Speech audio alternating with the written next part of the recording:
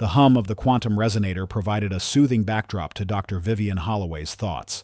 It was well past midnight in her private laboratory, a sanctuary of gleaming chrome, complex wiring, and the faint, exhilarating scent of ozone. Here, amidst the intricate blueprints for a revolutionary propulsion system and the scaled-down physical models that defied conventional physics, Vivian found her truest self. She was the architect of tomorrow's skies, a scientist and engineer whose mind moved with a speed and precision that few could comprehend. Her company, Ascension Aerospace, a pioneering private aerospace firm, was on the cusp of unveiling a technology that promised to redefine space travel, a secret project she was developing for the Department of Defense. The stakes were astronomical, demanding absolute precision and unwavering focus. Vivian herself embodied this precision. Her lab coat, crisp and white, covered a slender but strong frame, honed by long hours of intellectual rigor and the occasional intensely physical pursuit. Her hair, usually styled in neat locks, was pulled back, revealing a forehead creased only by deep thought, never by fret. She wasn't one for lavish displays of wealth, despite being the sole founder and CEO of a venture poised to become a titan in its field. Her personal Gulfstream G650, a sleek marvel of engineering painted a distinctive obsidian blue-black, was merely a tool, a necessary means to transport her ideas and herself across continents with the efficiency her work demanded. She cherished the anonymity it often afforded her, allowing her to slip between high-stakes meetings and her quiet intellectual pursuits without drawing undue attention. Her focus was laser-sharp tonight. Tomorrow, she had a critical, top-secret briefing at the Pentagon, a meeting that would determine the next phase of her propulsion project. Every calculation had to be flawless, every projected outcome ironclad. She reviewed the final simulations, her fingers dancing over the holographic interface, the data flowing like a second language.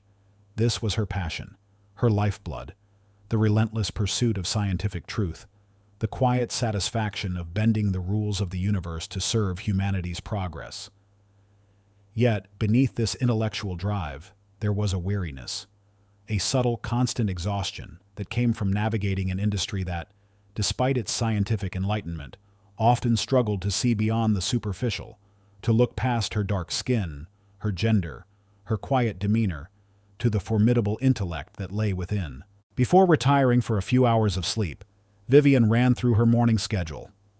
Private flight from Van Nuys, quick transfer, straight to the Pentagon. No room for error, no time for unnecessary complications. She appreciated the directness of private aviation, the removal of the commercial airport's public theater, the streamlined journey that allowed her to remain immersed in her complex thoughts until the last possible moment. The next morning, under a sky still bruised with pre-dawn purple, Vivian arrived at the Private Fixed Base Operator, FBO, at Van Nuys Airport in an understated electric sedan. She preferred to drive herself, appreciating the final moments of solitude before the whirlwind of her schedule began. The FBO was a world apart from the bustling main terminals, manicured lawns, polished glass, and the silent, imposing presence of sleek private jets. As she stepped out of her car, a small commotion caught her eye. Near the hangars, a burly security officer, Officer Jenkins, a man with a stern face and an almost aggressive posture, was loudly admonishing a slender man in a maintenance uniform. The maintenance worker, Carlos, a Latino man with kind, tired eyes, stood silently, holding a clipboard, his shoulders hunched as Officer Jenkins jabbed a finger close to his face. "Unacceptable, Carlos. You call this a proper check? We can't have sloppiness here, especially with our high-profile clients." The incident seemed minor, an overly aggressive reprimand for what appeared to be a misplaced tool or a forgotten checklist item, but the officer's tone was unnecessarily harsh, tinged with a dismissiveness that grated on Vivian's nerves. A familiar knot tightened in Vivian's stomach. She recognized the dynamic, power casually wielded, authority disproportionately applied. It was a scene she had witnessed countless times, in various forms, throughout her career, from the subtle patronizing tones in engineering meetings to outright dismissal of her ideas. She remembered a moment years ago when a junior engineer at a conference had openly scoffed at her initial concepts for a drone propulsion system, assuming she was merely presenting someone else's work. It had fueled her quiet determination to prove, not just her worth, but the inherent flaw in such prejudiced assumptions. Vivian didn't intervene publicly. Her approach was always strategic, precise. She didn't believe in shouting matches. She believed in consequences, delivered quietly and effectively. As she walked towards the FBO entrance, she discreetly made a mental note of Officer Jenkins's badge number and Carlos's name. Once inside, in the quiet luxury of the executive lounge, before even checking in, she composed a brief, meticulously worded email to the airport's FBO Director of Security. The email praised Carlos's diligent work she'd observed on previous visits, highlighting his consistent professionalism. Then, subtly, it raised a concern about a recent interaction observed with Officer Jenkins, whose demeanor, while attempting to enforce protocols, might benefit from a refresher in professional conduct with all staff members, regardless of their role. No accusation, just observation, delivered with the quiet authority of a high-value client. It was her save-the-cat moment, a small unseen act of standing up for justice, a testament to her belief that every individual, regardless of their position, deserved respect. Having sent the email, Vivian approached the check-in counter. She was early, precisely as she preferred. Her plane, the Obsidian G650, gleamed on the tarmac through the panoramic windows, awaiting her. Her flight manifest and unique tail number, N734VH, were registered with the FBO management, confirming her ownership in the scheduled flight to Washington, D.C. She carried her slim leather brief, within which lay not just her secure tablet, but also classified documents for her Pentagon meeting. Her thoughts, already shifting back to the complex physics of her propulsion system, hummed with quiet anticipation. This was her world, a realm of scientific precision, where merit was supposed to be the only currency. As she walked towards the tarmac exit, her path was abruptly blocked by a tall, imposing figure in a crisp pilot's uniform, Captain Miles Corbin, the pilot assigned to her flight by the private charter company that managed her jet. He was a man with a stern jaw and a gaze that suggested a deep-seated authority, accustomed to being in charge. Beside him stood a burly man in a ground operations manager's uniform, Derek Thorne, his arms crossed, a sneer playing on his lips. Derek had a reputation for a gruff, no-nonsense approach, often bordering on rudeness, especially towards those he deemed lesser. His eyes, cold and assessing, swept over Vivian, lingering for a moment too long on her dark skin and the lack of ostentatious jewelry. "Excuse me, ma'am," Derek began, his voice surprisingly loud in the quiet FBO, carrying a distinct tone of skepticism. "Where exactly are you going?" Vivian paused, a flicker of irritation, quickly suppressed, crossing her face. "To board my plane, N734VH, she replied, her voice calm and even. Derek let out a short, humorless chuckle. "Your plane? Look, lady, this is a private jet facility. We don't get many unsolicited visitors. You'll need to step aside. Captain Corbin here is preparing for a very important flight for the owner." His eyes dismissed her, already sweeping the FBO for someone else, someone he clearly expected to see. Captain Corbin, though less overtly aggressive than Derek, wore a look of impatience. He merely wanted to get his flight off the ground on schedule. He glanced at Vivian, then at his watch, a subtle sigh escaping his lips. "Ma'am, we have a tight window. If you're here for another charter, please direct yourself to the passenger lounge. This jet is reserved." Vivian felt the familiar, insidious tendrils of microaggression, now escalating into outright denial of her existence. She pulled out her identification, her driver's license, then her corporate ID from Ascension Aerospace, clearly stating her position as CEO. "I assure you, Captain, there's no confusion. I am Dr. Vivian Holloway. N734VH is my aircraft. I am the owner, and I am scheduled to depart for Washington, D.C. at 0630. She held out her documents, her gaze steady, expecting immediate recognition and apology. Derek Thorne scoffed. "Dr. Vivian Holloway? Right. And I'm the King of England. Look, lady, no offense, but the owner of a G650, well, they don't usually look like you, and they certainly don't show up in a sedan. This aircraft belongs to Ascension Aerospace, and its CEO is usually a rather distinguished gentleman. We have strict security protocols. I'm going to need to see proof of ownership, and not just some ID you printed off the internet, or I'll have to ask you to leave." His words, coated in thinly veiled prejudice, were dismissive, condescending, and deeply insulting. Captain Corbin, still prioritizing his schedule, shifted his weight, a silent assent to Derek's assessment. His lack of immediate intervention, his implicit acceptance of Derek's assumptions, stung Vivian more than Derek's outright rudeness. Vivian's calm facade began to crack. The exhaustion she had felt earlier now flared into a cold, steely resolve. This wasn't just an inconvenience. It was a direct assault on her identity, her accomplishments, her very right to exist in a space she owned. The insinuation that she, a black woman, could not possibly own such a magnificent machine, that she must be an interloper or a confused passenger, was an affront she could not, would not, tolerate. The very notion that her distinguished male counterpart was the assumed owner ignited a fire within her. Her mind raced. The Pentagon meeting was paramount. Every minute counted. But to yield now, to step away from her own plane, would be to surrender to their blatant prejudice, to allow them to define her reality based on their narrow, racist assumptions. She looked at Derek Thorne's sneering face, at Captain Corbin's impatient, complicit silence. No, not today. Not ever. The quiet architect of the cosmos was about to unleash a different kind of power. Derek Thorne's condescending words, "Look, lady, no offense, but the owner of a G650, well, they don't usually look like you," hung in the crisp morning air of the private airfield, a barbed wire fence constructed from prejudice and ignorance. Captain Miles Corbin, though silent, offered a subtle, impatient nod, a silent affirmation of Derek's dismissive assessment. Their combined disdain was a physical weight, pressing down on Vivian, threatening to crush her resolve. The hum of the idling jet engines, the very sound of the power she commanded, seemed to mock her in this moment of denied access. Vivian's initial reaction was a familiar weariness.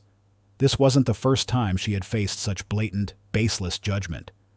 Throughout her life, from the classrooms of MIT to the boardrooms of defense contractors, she had encountered countless individuals who struggled to reconcile her brilliance and authority with the color of her skin. She had learned, over decades, to pick her battles, to conserve her energy for the monumental tasks of innovation and leadership. The Pentagon meeting, the culmination of years of tireless work on a project crucial for national security, loomed large in her mind. Every minute spent arguing here was a minute lost, a potential delay to a critical briefing. A pragmatic voice in her head urged her to simply comply, to call her assistant, to have the charter company intervene, to resolve this quietly through established channels. It was just a gate, a temporary indignity. She could be on her way to Washington, D.C. within minutes if she chose the path of least resistance. But then, the quiet resolve that had defined her entire existence solidified. This wasn't merely an inconvenience. It was a direct assault on her dignity, her ownership, and her fundamental right to be seen and respected. The absolute certainty in Derek's voice, the casual ease with which he dismissed her based on a racist stereotype, was an insidious poison. And Captain Corbin's silent complicity, his implicit agreement with Derek's prejudiced assumptions, was equally corrosive. He, a man entrusted with the safety and well-being of passengers, allowed bias to cloud his judgment and compromise his professionalism.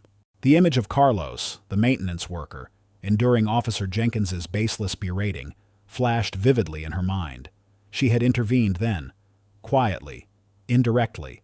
Now the battlefield was her own, and it was playing out on the very tarmac where her technological dreams took flight.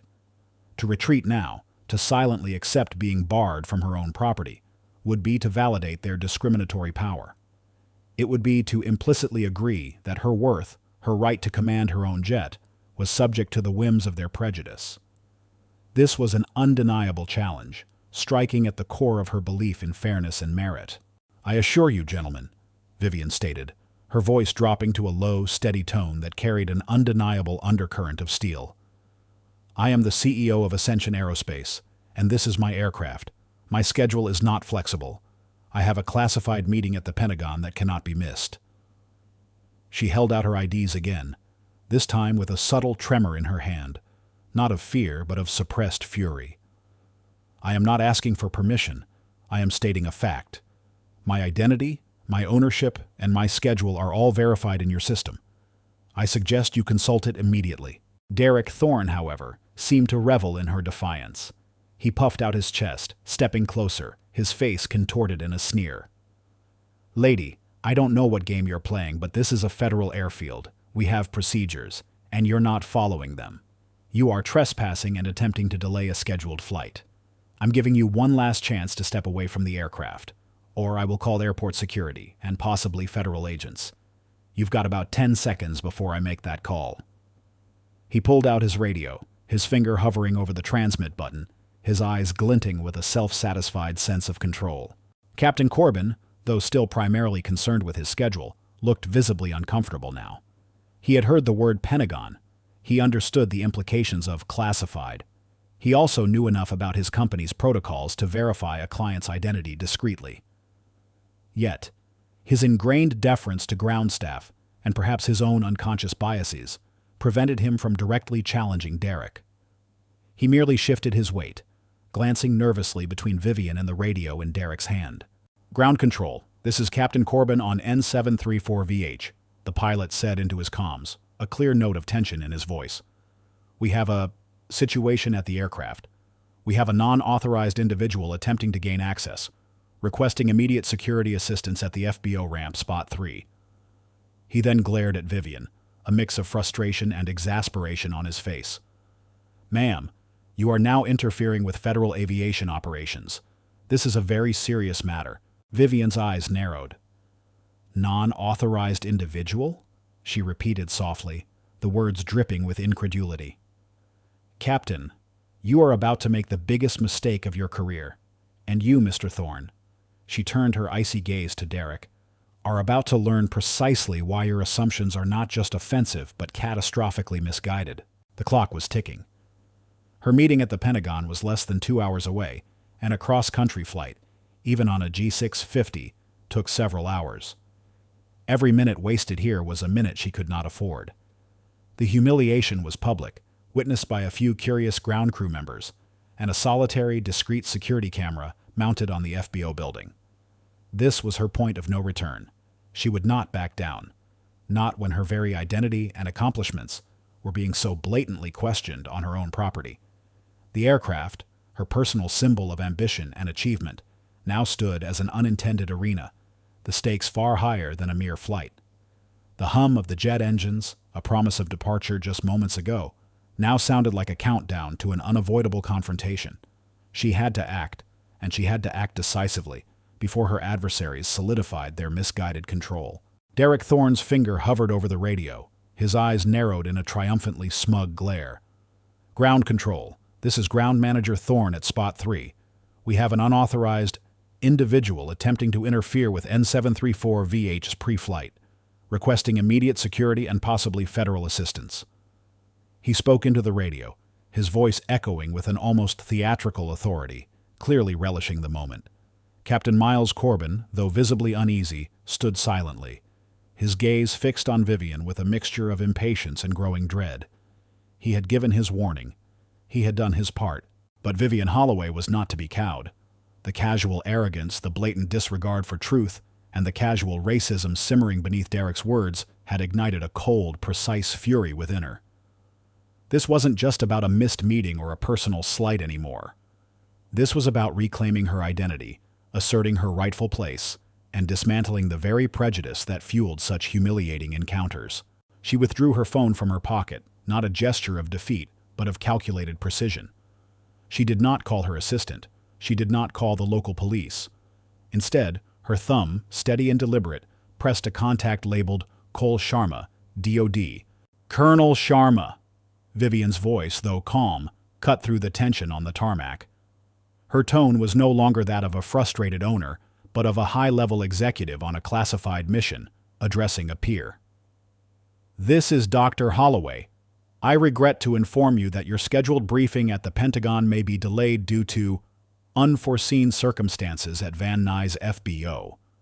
I am currently being denied access to my own private jet, N734VH, by the ground operations manager, Derek Thorne, and implicitly by your assigned pilot, Captain Miles Corbin."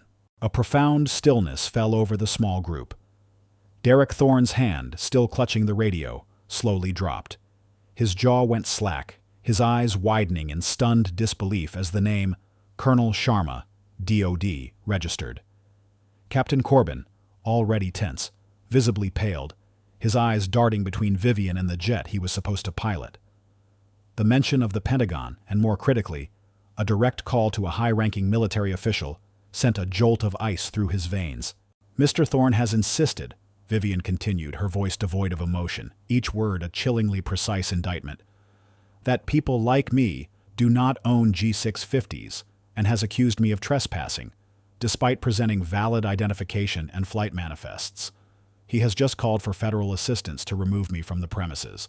Captain Corbin has made no attempt to verify my identity or ownership, choosing instead to endorse Mr. Thorne's assertions and prioritize an immediate departure over proper procedure or client recognition." She paused, allowing the weight of her words to settle. "This is impacting a critical national security timeline, Colonel." On the other end of the line, Colonel Anya Sharma's voice, sharp and commanding, filled the sudden silence, audible even from Vivian's phone. "Dr. Holloway, confirm your location. Stay exactly where you are. Do not move from that aircraft.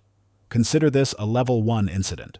The term Level 1 was military shorthand for an immediate, highest priority response, typically involving national security implications. Vivian then lowered the phone slightly, her gaze sweeping over Derek Thorne, whose face was now ashen, and Captain Corbin, who looked as if he might vomit. The small group of ground crew nearby, who had been idly observing the scene, now stood rooted, their expressions a mixture of confusion and dawning dread. They had heard Colonel Sharma and DOD and Level 1. Suddenly, Captain Corbin's personal phone, holstered on his belt, vibrated with an insistent urgency. He fumbled to answer it, his hands visibly trembling. "Captain Corbin," a furious voice barked from the other end, the CEO of the private charter company that managed Vivian's jet. "What in the hell is going on at Van Nuys? Colonel Sharma just called me. Are you telling me you've denied Dr. Vivian Holloway access to her own damn aircraft? Get her on that plane immediately, Captain, and explain to me why you thought it was acceptable to allow a ground manager to dictate terms to a VIP owner, let alone Dr. Holloway. You are grounded indefinitely, effective immediately, pending a full investigation into your gross misconduct." Corbin's face, already pale, went completely white. His jaw worked, but no words came out. He looked utterly shattered, his eyes pleading with Vivian for some kind of understanding. The realization that he had not only failed to recognize a key client, but had also allowed racial prejudice to jeopardize a top-secret government project, hit him with the force of a tidal wave. He had prioritized schedule over integrity, and it had cost him everything. Almost simultaneously, Derek Thorne's radio crackled to life, a voice filled with cold fury demanding his attention. "Thorne, this is FBO Director Hayes. What in God's name do you think you're doing? You are officially terminated, effective immediately. Clear the premises. You are no longer authorized to be on this airfield. Security is on its way to escort you off the property. Do not approach that aircraft again." The director's voice, usually calm and professional, was laced with an unprecedented venom. Derek Thorne gasped, clutching his radio, his bravado utterly evaporated. He looked at Vivian, then at the approaching airport security vehicle, lights flashing in the distance. His attempt to exert petty power had just backfired spectacularly, costing him his livelihood and potentially his freedom. His prejudice, once a hidden weapon, had become a public, devastating liability. He had tried to deny a black woman her place, only to find that she commanded a power far beyond his comprehension. The tables had not just turned, they had been brutally flipped. This was the exact moment of the unveiling, confirming Eris's true stature and the devastating consequences for those who dared to challenge it based on prejudice. The immediate fallout on the tarmac was absolute chaos for Derek Thorne and Captain Miles Corbin, but for Dr. Vivian Holloway, it was a precise, calculated silence. Derek, stripped of his authority, stumbled backward, his face a grotesque mask of shock and terror as airport security vehicles, lights flashing, converged on their position. He was quickly, unceremoniously escorted away, his protests dissolving into the whine of jet engines. Brenda Carmichael, caught in the undertow of his spectacular fall, writhed silently in her own fury and fear. Captain Corbin, however, remained rooted to the spot beside Vivian's jet, his face a ghastly shade of white. The CEO of the charter company had not just reprimanded him, he had grounded him indefinitely, citing gross misconduct and a pending investigation. The implications were clear. His career, built over decades of meticulous flying, hung by a single thread. He looked at Vivian, his eyes wide with a desperate, dawning understanding of the catastrophic error he had made. The power he had dismissed, the woman he had silently allowed to be insulted, was now his sole arbiter. The symbolic arena for Vivian's ultimate test was not just the FBO, but the Gulfstream G650 itself, now an immobilized monument to the unfolding crisis. Every passing minute as the jet sat idle on the tarmac represented not just millions of dollars in cascading losses for the charter company, but a critical, irreplaceable delay for a matter of national security. The Pentagon briefing was paramount, but Vivian's unyielding demand for justice now transcended even that. The co-pilot, a young man named Alex, emerged from the jet's cabin, his face etched with confusion and concern. He looked from his pale, trembling captain to the serene Dr. Holloway. He hadn't witnessed the full exchange, but the gravity of the situation was undeniable. The communication from ground control, filled with frantic whispers about Level 1 incidents and DoD involvement, had already filtered through the cockpit. Vivian's phone, which she had just lowered, vibrated again. It was Colonel Anya Sharma. Vivian answered, keeping her voice steady, despite the tremor of internal resolve. "Dr. Holloway, what is your status?" Colonel Sharma's voice, though sharp, betrayed a hint of controlled urgency. "The Secretary's team is expecting you for the 08 OER briefing. We're losing critical time." "Colonel, I am still on the tarmac at Van Nuys," Vivian replied, her gaze fixed on Captain Corbin, who flinched under her steady stare. "My aircraft has been cleared, but I have not boarded. The ground operations manager responsible for the discriminatory actions has been terminated and removed from the premises. However, the pilot, Captain Corbin, initially condoned these actions through his silence and complicity. While I understand the urgency of the briefing, I will not compromise on the principles of respect and accountability.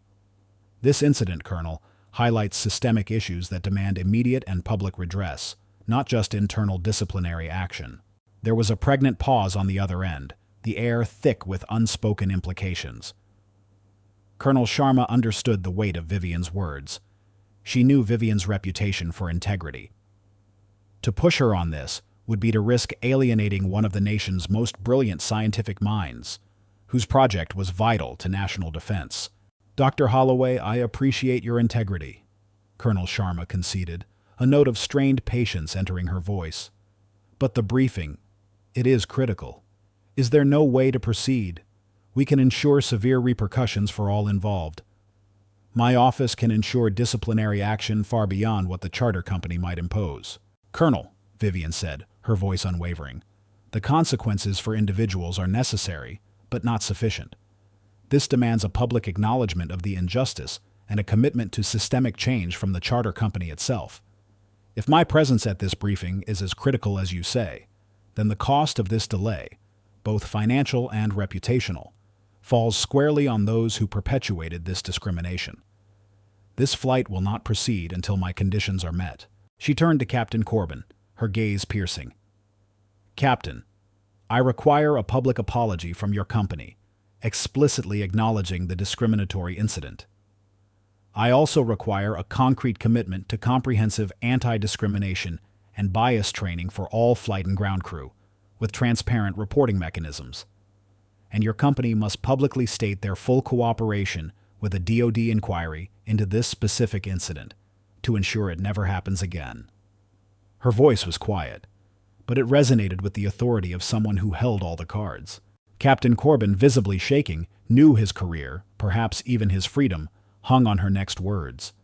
He had seen the swift, merciless efficiency with which Derek had been removed. He was acutely aware of the DoD inquiry hanging over his head. His own biases, once mere background noise, were now deafening in their condemnation. He had dismissed a black woman as unauthorized, only to find she was authorized by the highest echelons of government. He fumbled for his radio. "Ground, this is N734VH. I need to speak to the CEO of Sterling Aviation Group immediately. This is an urgent, Level 1 situation involving our principal client, Dr. Vivian Holloway. Inform him we are currently grounded pending resolution of a critical security and client relations matter, and prepare a formal public statement of apology and commitment to DEI initiatives, ready for Dr. Holloway's review." His voice, though strained, held a new note of desperate subservience, utterly devoid of its earlier impatience. The pressure mounted. The charter company's CEO was now aware, undoubtedly scrambling. Every minute of delay cost them hundreds of thousands, if not millions, in lost revenue, penalties, and a plummeting reputation. Vivian, however, stood her ground, a solitary figure against the weight of corporate anxiety and national urgency. Her resolve was ironclad. She would not move until her terms were met, until the entire system felt the seismic impact of their prejudice. The clock to her Pentagon meeting continued its relentless tick, but a more profound clock, measuring justice, had begun its own, more significant countdown. The tension on the tarmac was a suffocating shroud, thick with the silence of mounting pressure. Captain Corbin, his face clammy, spoke urgently into his radio, relaying Vivian's non-negotiable demands to the CEO of Sterling Aviation Group. Every second that the Gulfstream G650 remained grounded, stationary at Van Nuys, registered as a searing wound on the company's balance sheet. The financial hemorrhage was severe, but the potential reputational damage, especially with the Department of Defense now keenly aware, was catastrophic. Vivian stood unmoving, a solitary figure of unyielding resolve. Her phone vibrated again, a text from Colonel Anya Sharma. "Update, Dr. Holloway. Pentagon is aware. Your terms are understood. Push for public statement. We need you here." It was a subtle but powerful reinforcement, confirmation that the highest levels of government were implicitly backing her stand. For a chilling moment, Vivian considered the possibility that Sterling Aviation might balk, choosing to absorb the financial hit rather than publicly admit to gross discrimination. Or perhaps, Colonel Sharma might be forced to issue a direct order for her to board, overriding her principled stand. But then a new call came in on Captain Corbin's phone. He answered, putting it on speaker, his hand visibly trembling. "Captain Corbin, this is David Sterling, CEO of Sterling Aviation Group." A strained voice boomed from the speaker, laced with a palpable blend of fury and desperation. "Is Dr. Holloway there? Put her on." Corbin fumbled the phone to Vivian. "Dr. Holloway, sir, is on the line." His voice was barely a whisper. Vivian took the phone. "Mr. Sterling," she stated, her voice cool and composed, utterly devoid of emotion. "You have my terms. Public apology, commitment to comprehensive bias training, and full cooperation with a DoD inquiry. Confirmation is required before I step foot on my aircraft." There was a ragged sigh from the other end. "Dr. Holloway, I cannot express how appalled I am by what has transpired. This is an absolute disgrace to Sterling Aviation. My legal team is drafting the public statement right now. It will be released to all major news outlets and our corporate website within the next 5 minutes. It will explicitly name Derek Thorne and outline his immediate termination, and it will announce the immediate suspension and mandatory retraining for Captain Corbin. It will also commit to a comprehensive, independently audited DEI program across our entire organization, effective immediately, with full DoD cooperation. My team is sending the legal agreement to your general counsel now for immediate signature. Will that be satisfactory?" Vivian paused, letting the silence stretch, ensuring the weight of her victory settled fully upon Mr. Sterling. "That will be satisfactory, Mr. Sterling, and I expect Captain Corbin to be the one to personally see these changes through within his purview." "Consider it done, Dr. Holloway," Sterling replied, his voice laced with pure relief. "And again, my deepest, sincerest apologies. This will not happen again." Vivian ended the call. Almost immediately, her own phone buzzed with an incoming email from her general counsel. "Confirmed. Sterling Aviation has signed. Public statement just released." She opened the link to Sterling Aviation's website. There, prominently displayed, was the new headline. Sterling Aviation Group issues unqualified apology for discriminatory incident, announces immediate terminations and sweeping diversity and inclusion reforms. The statement meticulously detailed the incident, the swift actions taken, and the broad, systemic changes promised under the direct guidance of the Department of Defense. It was a comprehensive, unvarnished admission of guilt and a monumental commitment to change. Vivian turned to Captain Corbin, who stood trembling beside her. "Captain," she said, her voice softer now but still firm, "your company has accepted the terms.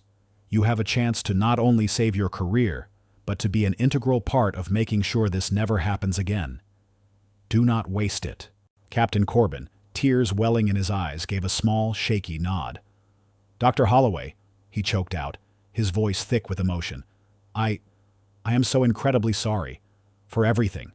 For my silence. For my assumptions. I was wrong. Terribly wrong.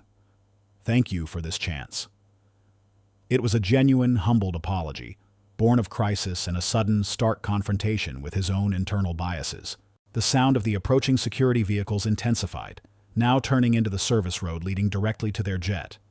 Out of one of them, the two security officers emerged, and with them, the FBO director, his face grim. They approached Derek Thorne, who was now utterly defeated, slumped against a utility cart. "Derek Thorne," the FBO director announced, his voice cold and devoid of emotion. "You are officially banned from this airfield for life. You are to be escorted off the property and will face further legal action for impeding federal operations." Derek, unable to even muster a protest, was firmly but gently led away, his form shrinking with every step into the anonymity of disgrace. His sneering confidence had evaporated, replaced by a hollow-eyed despair. He had become a pariah, stripped of his perceived power and cast out from the world he had once so arrogantly policed. Then, from the hangar entrance, the maintenance worker, Carlos, emerged. He had heard the commotion, the hushed whispers among his colleagues. As he saw Derek being led away, his eyes met Vivian's. A look of profound respect and gratitude passed between them, a silent acknowledgement of the justice that had unfolded. Carlos offered a small, grateful nod, a silent thank you for the quiet justice Vivian had delivered not only for herself, but for all those who had been overlooked or mistreated. Vivian turned, her stride purposeful. Captain Corbin, humbled and focused, stood by the jet's open door. He snapped a crisp salute, then gestured for Vivian to board. "Welcome aboard, Dr. Holloway," he said, his voice imbued with genuine respect. "We are cleared for immediate departure." As Vivian stepped into the luxurious cabin of her Gulfstream G650, she felt a profound sense of vindication. The hum of the engines, once an infuriating reminder of her thwarted journey, now vibrated with the promise of purpose. The flight attendants, who had observed the entire dramatic exchange from within the cabin, offered deferential nods, their eyes reflecting newfound respect. The cabin door hissed shut, sealing her in, not just within the comfort of her private jet, but within the secure confines of her own unwavering principles. The jet began to taxi, slowly at first, then gaining speed as it headed for the runway. As the aircraft thundered down the asphalt, building momentum, Vivian looked out the window. The private airfield, once the scene of a bitter confrontation, now receded into the distance. And as the wheels lifted off the ground, a collective sigh of relief, subtle yet palpable, seemed to ripple through the cabin. Vivian closed her eyes for a brief second, feeling the sensation of upward motion, a profound sense of catharsis washing over her. She had not just ensured her flight, she had grounded prejudice, forced accountability, and soared towards a more just horizon. The meeting at the Pentagon now awaited her, but she arrived not just as a brilliant scientist, but as a steadfast champion of justice, having proven that integrity, when wielded with precision, could indeed move mountains. As Vivian's Gulfstream G650 sliced through the morning air, leaving Van Nuys far behind, the immediate aftermath of her resolute stand began to settle across the private aviation world. For Derek Thorne, the ground operations manager, the descent from his petty authority was instantaneous and absolute. He was not merely fired, he was publicly disgraced. His attempt to exert racist control had been met with the full, unyielding force of Dr. Holloway's influence. The FBO director's swift action was a testament to the seismic shockwaves Vivian had sent through the system. Derek found himself not only unemployed but blacklisted from every major airfield and FBO in the country. His name became synonymous with career-ending prejudice, a stark warning echoing through the industry. His arrogance, once his shield, became his undoing. Captain Miles Corbin's fate, though severe, held a different trajectory, marked by a profound, if painful, path to redemption.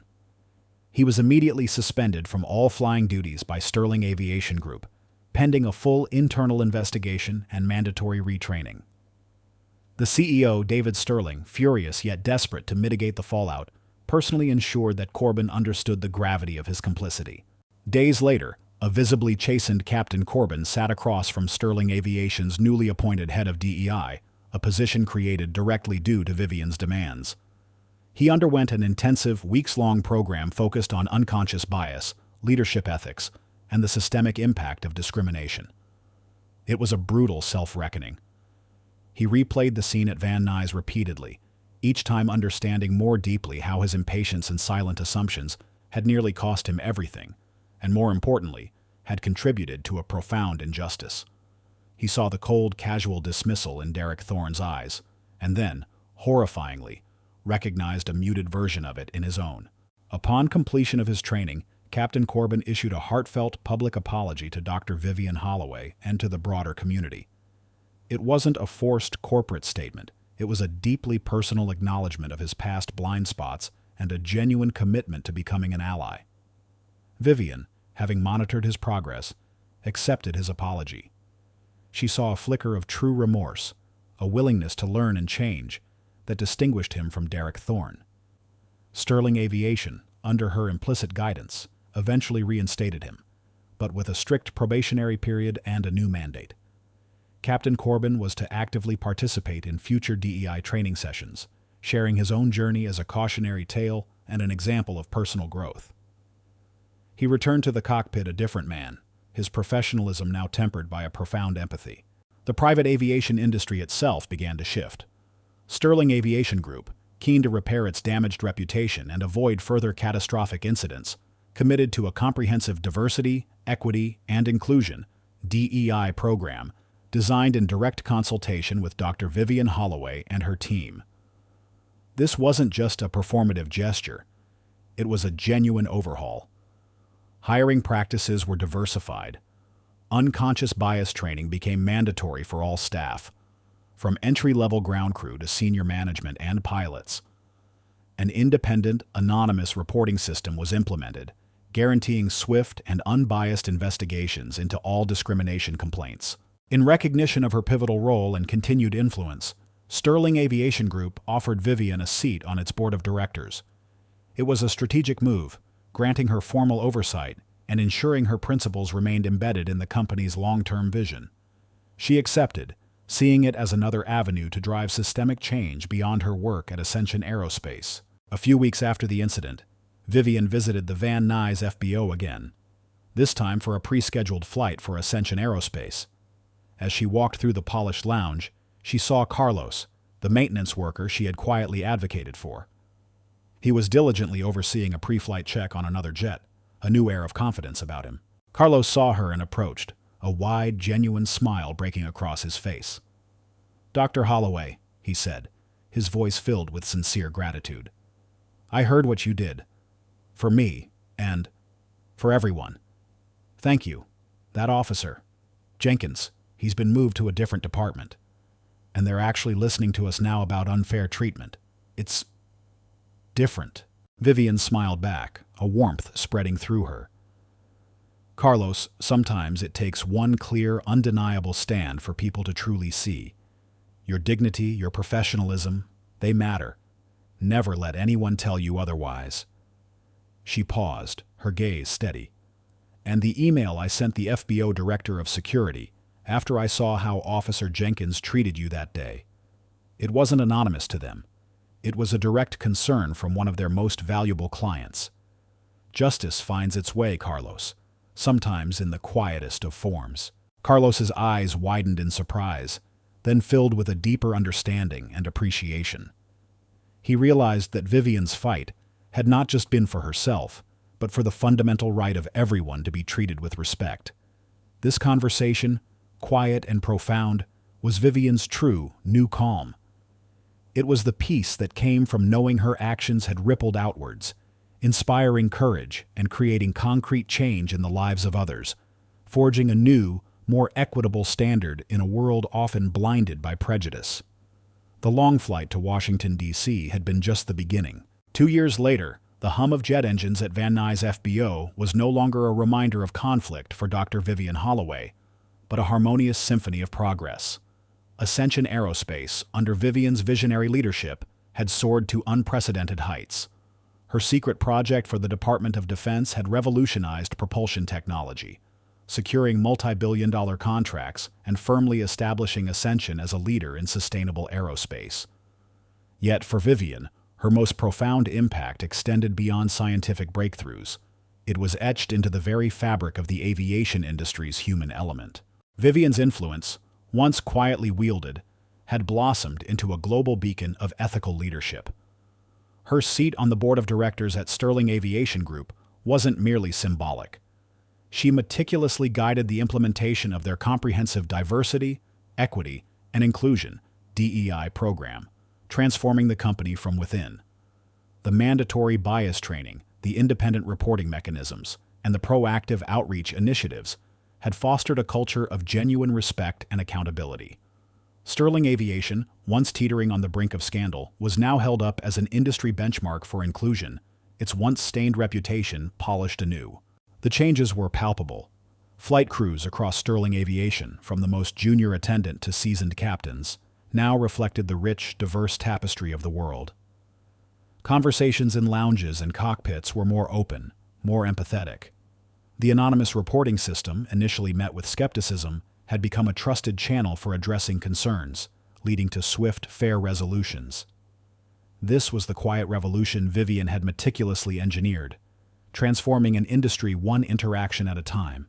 Captain Miles Corbin, once humbled by his role in Vivian's ordeal, had become a testament to the power of genuine change. After completing his rigorous retraining and serving his probationary period, he had emerged as one of Sterling Aviation's most respected and sought-after pilots. He regularly volunteered to lead new DEI workshops, openly sharing his story of unconscious bias and the profound lessons he learned that pivotal morning. His quiet professionalism, once tinged with impatience, now radiated a deep empathy, making him a beloved figure among both crew and passengers. The fate of Derek Thorne, however, remained a grim and permanent cautionary tale.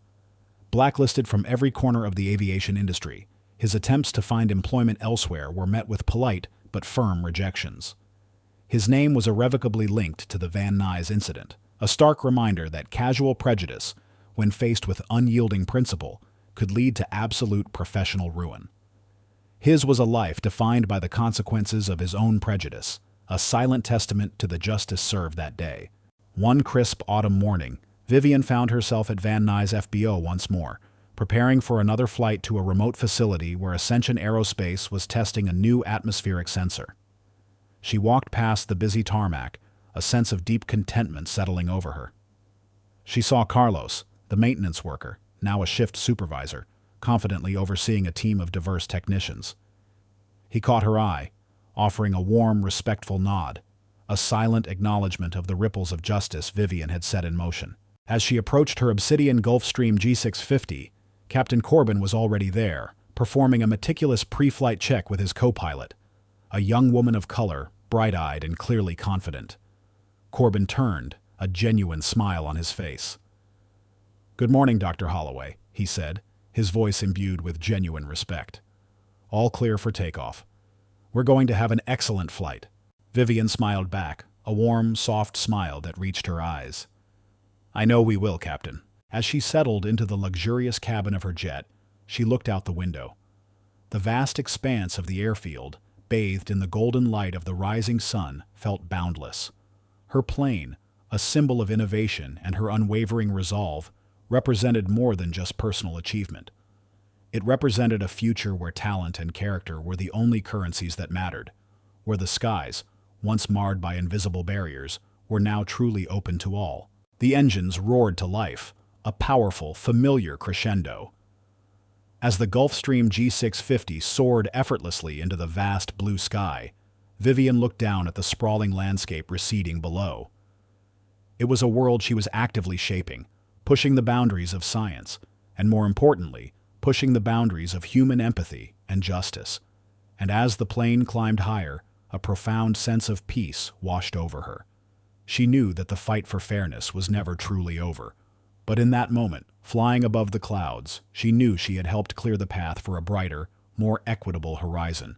If this story stirred your heart, if it reminds you that courage can alter destinies, and that light always finds a path even in the deepest darkness, please leave a comment.